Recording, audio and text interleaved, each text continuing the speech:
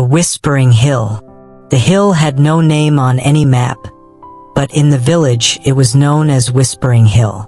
Not because it made noise, but because stories clung to it. Children traded tales in hushed tones. Elders spoke of it cautiously, as if naming it too loudly might stir something best left alone. At its peak stood a crooked cottage, roof sagging, windows dim. No one had seen the woman who lived there come down in years. She didn't visit the market. She didn't speak at church. But every full moon, her lantern lit, and she sat outside in a rocking chair, eyes fixed on the sky. Some called her mad. Others called her magic. "She talks to the moon," Jonah whispered to the group of children gathered around him. "I saw her. She was humming to it, like it was her baby." His sister scoffed. "You probably saw a bird." "No," he said. "She was singing, and the moon got brighter." The children didn't believe him, but they didn't forget it either. That evening, just before dusk, a few of them dared each other to climb halfway up the hill, just enough to say they'd been close. The air changed as they ascended, heavier, quieter. The wind didn't howl. It whispered. Then the cottage light flickered on. They froze. A shadow moved behind the curtain. Slow. Intentional. Jonah stepped forward. The others pulled him back. "She'll curse you," one hissed. "She'll turn you into a tree." But Jonah didn't believe in curses. He believed in stories. And something about the woman on the hill felt less like danger, more like a secret waiting to be told. Back in the village, the adults remembered her name, Mara. Once a healer, once a mother, until the night her family vanished in a storm. She walked up the hill and never came back down. "She lost everything," the baker said once, "and the moon was the only thing that stayed." So she spoke to it. Every full moon, every season, every year. And the moon, they said, listened. The lantern and the letter. The attic was always warmer than the rest of the house, as if it held the heat of forgotten summers. Dust hung in the air like old secrets, and the wooden beams creaked with every step Lila took. She was 12, curious and stubborn in the way only 12-year-old can be. Her grandmother had told her not to go poking around up there. "Too many memories," she'd said, but that only made Lila more determined. She was searching for nothing in particular, just the thrill of discovery. A box of old buttons, a cracked porcelain doll, a stack of yellowed newspapers from a time when the world felt slower. Then, tucked behind a trunk of moth-eaten quilts, she found it, was a small wooden chest with a brass latch, cool to the touch. Inside were bundles of letters tied with faded ribbon, their edges curled like autumn leaves. Most were addressed to her grandmother, but one stood out. It was torn, the ink smudged, and the envelope bore no stamp. Just 5 words, written in looping script. "To the woman who knows the moon." Lila's breath caught. The name felt like a spell. She turned the envelope over, but there was no return address.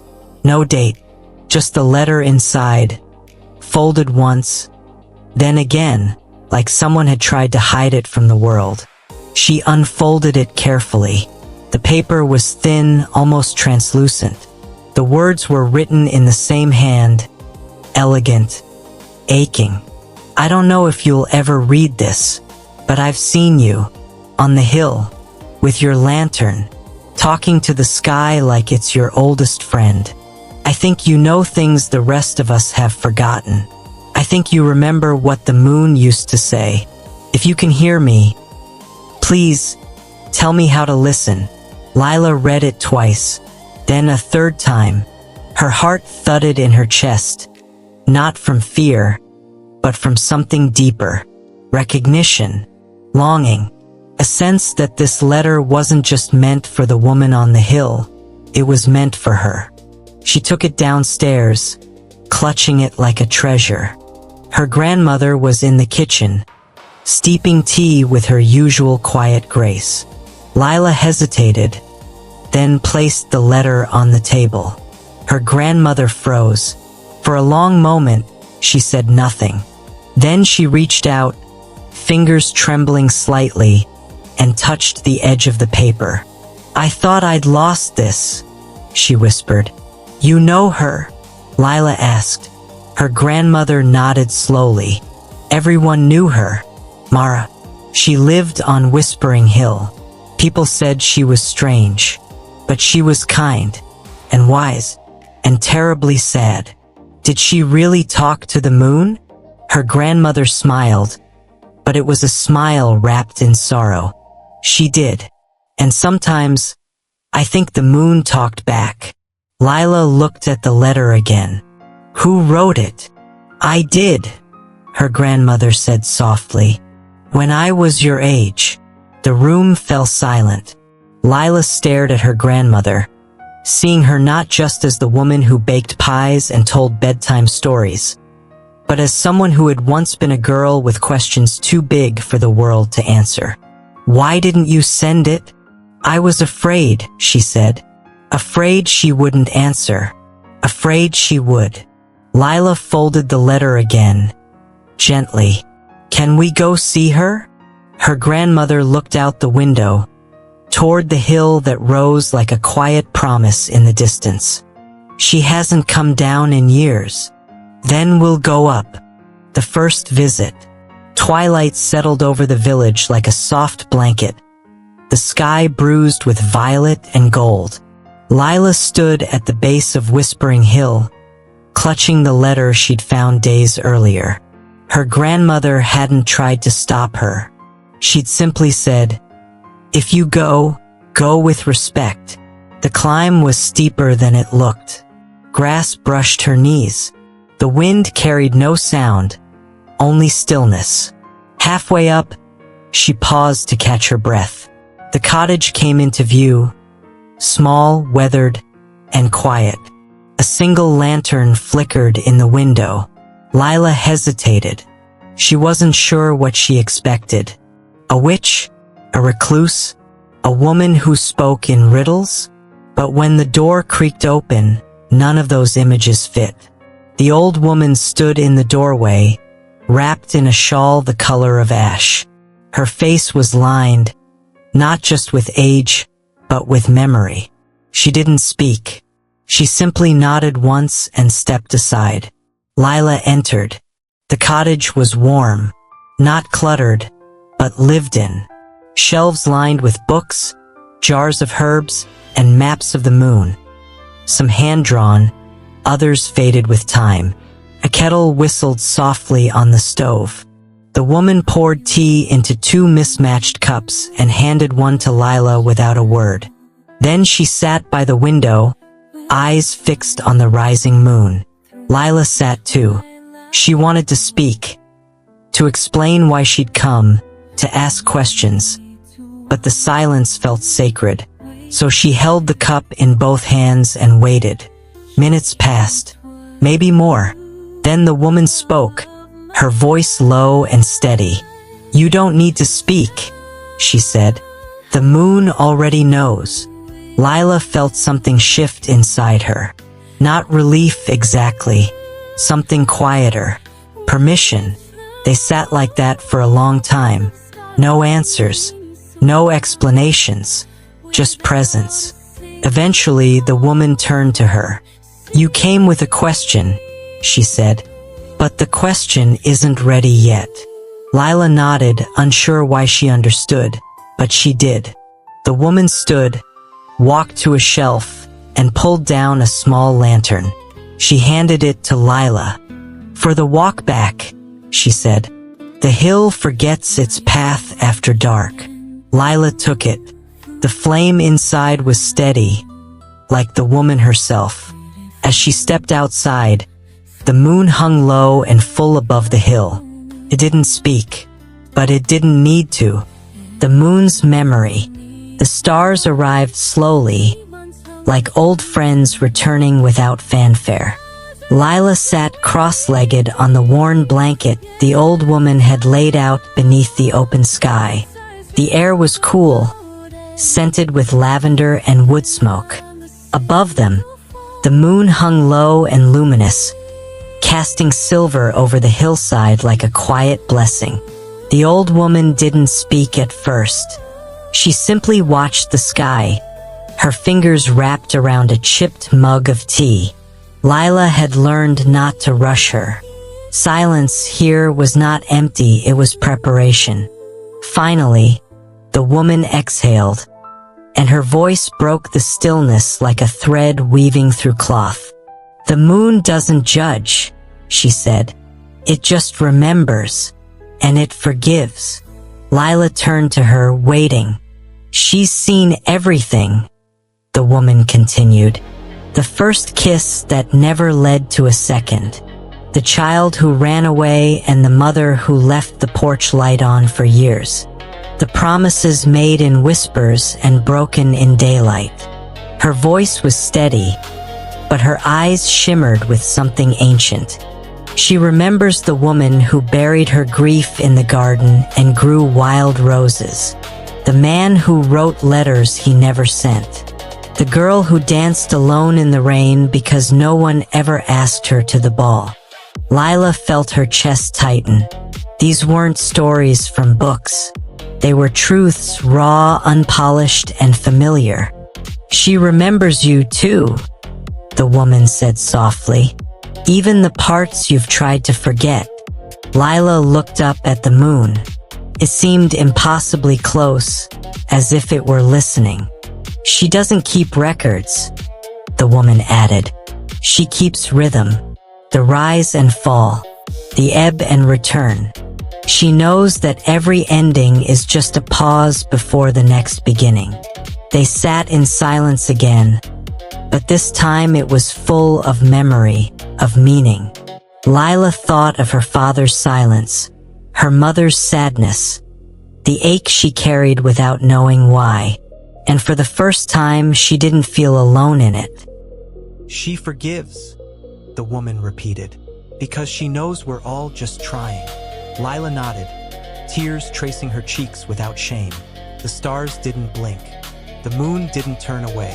That night, under the sky's quiet gaze, Lila didn't find answers. She found something better, remembrance of her strength, her softness, her truth, and the beginning of a story she hadn't yet told. The broken sky. The storm arrived without warning. Thunder rolled across the valley like a drumbeat of unrest. Rain lashed the windows of the village, and the wind howled through the trees like something wounded. Lila didn't wait for the weather to pass. She climbed the hill anyway, barefoot, soaked, furious. Her breath came in sharp bursts. Her hands trembled. Her heart felt like it had been torn open and left to bleed under the weight of someone else's lie. She reached the cottage but didn't knock. Instead, she turned toward the sky and screamed. It wasn't a word. It wasn't even a sound meant for anyone to hear. It was raw, guttural, and full of everything she'd held back. Betrayal, shame, disbelief. The kind of scream that doesn't ask for comfort. It demands release. Lightning split the sky. The rain didn't pause. The old woman stood in the doorway, silent. Her shawl clung to her shoulders, soaked through. She didn't flinch. She didn't interrupt. She simply watched. Lila collapsed to her knees in the mud, sobbing. Her voice cracked. Her body shook, and still the woman said nothing. Eventually, Lila looked up, eyes swollen, face streaked with rain and tears. "Why does it hurt so much?" she whispered. The woman stepped forward, knelt beside her, and placed a hand gently on her back. "Because it mattered," she said, "and because you're still open." Lila closed her eyes. The storm raged on, but something inside her began to settle. Not with answers, but with acknowledgement. "You don't need to fix it," the woman said. "Pain isn't a problem. It's a passage." They sat in the rain. No shelter, no solutions, just presence. "The sky can hold your sorrow," the woman added. "It's held worse, and it never breaks." Lila let the words sink in. She didn't feel better, but she felt seen, and that was enough. The forgotten name. Morning arrived gently. Mist curled around the hill like memory, and the sun filtered through the trees in quiet shafts of gold. Lila sat on the porch steps, cradling a warm cup of tea. The storm had passed, but something inside her still trembled. The old woman joined her, moving slowly, deliberately. She carried no books, no herbs, no tools, only herself. She settled beside Lila, her shawl draped loosely over her shoulders, her gaze distant. For a long time, neither spoke. Then, without preamble, the woman said, "I wasn't always this." Lila turned to her, unsure what she meant. "I had a name once," the woman continued. "A family, place. I was someone people recognized, someone they called for, someone they remembered." Her voice was calm, but there was weight behind it, like stones beneath still water. "But time is a thief," she said, "and people forget what doesn't serve them. I was inconvenient. I was different. I was too much and not enough." Lila listened, heart open. They stopped saying my name, first in whispers, then not at all. And when no one speaks your name, it begins to fade. You begin to fade. She paused, watching the mist lift from the valley. "I wandered for years, looking for something that felt like home, but everything had changed. Or maybe I had." Lila's throat tightened. "Didn't anyone come for you?" The woman smiled, but it didn't reach her eyes. "No, but the moon did." She looked up, as if it were still hanging in the morning sky. "She never forgot. She called me back, not with words, but with light. Every night, she reminded me I was still here, still whole, even if no one else saw it." Lila swallowed hard. The woman's story wasn't just about loss. It was about survival. "I stopped waiting for someone to name me," she said. "I chose to remember myself." Silence settled again, but it was different now. Full of truth, not absence. Lila reached for the woman's hand. It was warm, steady. "You're not forgotten," she said. The woman nodded. "Neither are you." The gift. The hill was quiet, bathed in silver light. The moon hung low, casting long shadows that stretched like memories across the grass. Lila stood at the edge of the cottage, her bag packed, her heart full. She hadn't expected to stay this long. She hadn't expected to change. The old woman emerged from the doorway, her steps slow but certain. She carried 3 things: a lantern, a folded map, and something unspoken. Lila turned to her, unsure what to say. Gratitude felt too small. Goodbye felt too final. The woman handed her the lantern first. Its glass was smudged, its metal worn, but the flame inside burned steady. "This is for the dark places," she said. "Not to chase them away, just to remind you they're not empty." Lila nodded, cradling it carefully. Next, the map. Hand-drawn, edges frayed. It didn't show roads or cities. It showed paths, some winding, some broken, some leading nowhere. "It won't tell you where to go," the woman said, but it will remind you where you've been. Lila unfolded it slowly. There were markings she recognized, others she didn't, but every line felt familiar. Finally, the woman placed her hand over Lila's heart. "And this," she said, "is the promise."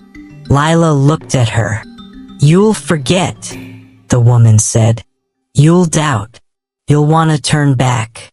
But you're light to what you carry. It will guide others, even when you can't see it yourself." The wind stirred the trees. The moon watched in silence. Lila swallowed the lump in her throat. "Will I see you again?" The woman smiled. "You'll hear me, in the quiet, in the stories, in the way the moon remembers." They embraced, brief but deep. Then Lila turned toward the path, lantern in hand, map tucked close. She didn't know where she was going, but she knew she was ready. And behind her the hill stood still. The cottage glowed, and the old woman watched, not with worry, but with knowing. The new moon, the hill hadn't changed. The grass still swayed with the wind. The stones still held the warmth of the sun. And the moon, new and quiet, still rose like a whisper above the valley. Lila sat on the porch, her shawl wrapped around her shoulders, her hair streaked with silver. The lantern flickered beside her, its flame steady. The map lay folded in her lap, worn soft from years of use. She had returned to the hill long ago, not as a visitor but as a keeper. The cottage was hers now, though she'd made few changes. The books remained. The herbs still hung from the rafters. The silence still held its shape. And tonight someone was coming. She saw the child before she heard them. Small, unsure, climbing the hill with hesitant steps and wide eyes. Lila didn't rise. She simply waited. The child reached the porch, breathless, mud on their boots, questions in their gaze. Lila smiled. "You made it." The child nodded, uncertain. "I didn't know where else to go." "You came to the right place," Lila said. She poured tea. She lit the second lantern. She gestured to the seat beside her. They sat in silence. The child fidgeted, then spoke. "Everyone says I'm too much, or not enough. I don't know who I am." Lila listened. She didn't interrupt. She didn't correct. She remembered. When the child finished, Lila looked up at the moon, new, dark, beginning again. "She doesn't speak," Lila said, "but she remembers, and she shines, even when you can't see her." The child looked up, eyes wide. "She'll hold your sorrow," Lila continued. "She'll keep your story, and when you're ready, she'll call you back." The child didn't reply, but something softened in their shoulders. Lila reached for the map. She unfolded it slowly, revealing paths drawn long ago, and new ones added since. "This is yours now," she said. "It won't tell you who to be, but it will remind you who you are." The child took it with trembling hands. "And this," Lila said, handing over the lantern, "is for the ones who come after you." The flame flickered, then steadied. They sat together, 2 generations beneath the same sky. No answers, no instructions, just presence. And above them the new moon watched, silent, whole, forgiving. The one who knows the moon. Your past may be scattered, moments lost, names forgotten, choices made in silence. But your story is still unfolding. Lila learned that healing doesn't come from answers. It comes from presence, from listening, from remembering. The moon taught her that pain doesn't need to be fixed, it needs to be felt. That identity isn't given, it's reclaimed. Now she sits where the old woman once did. She listens, she watches, she remembers. This is the legacy. Be gentle with your past, your questions, your pace. Be curious about what's ahead and what still lives inside you. Be the one who knows the moon, the one who holds space, who carries light, who remembers what others forget. Your story matters. Your light will guide others, and the moon will always remember.